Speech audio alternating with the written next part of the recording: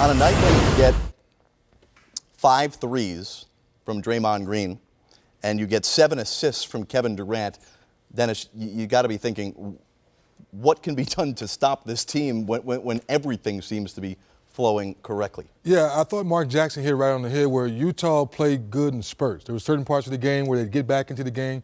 I think that third quarter it was 63 to 58, and then they turned the ball over 3 or 4 times in a row, and they went on a bad spurt. So I'm sure Quinn Snyder will look at this tape and say, guys, we were in this ball game. We need to take better care of the ball and make better possessions down the stretch. Rudy, it's got to be, you're in the Western Conference seeing this team a lot. I mean, to have a night where the kind of roles reverse and Draymond takes on the scoring load and Durant does a little bit of everything. What's that like? Yeah, I mean, Draymond's he's kind of like the forgotten guy. You know, and tonight he took advantage of that.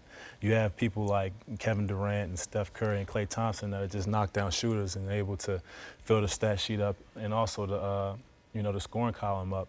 You have on nights like that they're not scoring at the same clip. You have Draymond out there hitting 5 threes. So it's just they're passing the ball, they're getting people open, and it's hard to play them, hard to guard them.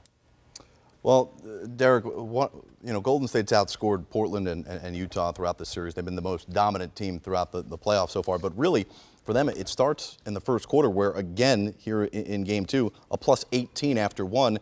So it really doesn't matter what type of comeback Utah can even put together. Yeah, no, it's tough when you're playing against the best team in basketball in terms of their record and the way that they've been performing. And you're forced to play from behind literally for 48 minutes. Without your starting point guard. I don't care who you have. Right. You are playing from behind against a really good team for the entire game. It's just difficult to find a way to win. You have to be near perfect at that point, which is tough to do no matter who you are. And so, I mean, the Jazz were +7 after the first quarter. We saw the Celtics-Wizards. The Wizards had jumped out to a big lead, and the game is pretty much even second, third, and fourth quarter. And so, in particular, when you're on the road, you have to find a way to come out and be ready to go early in order to withstand those early punches, the crowd, the noise. And against the Warriors, that's tough to do. 15 turnovers for 24 points.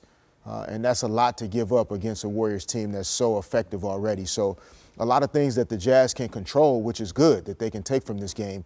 And going into game 3, they have to feel like if they tighten up a few things, they can give themselves a chance to win.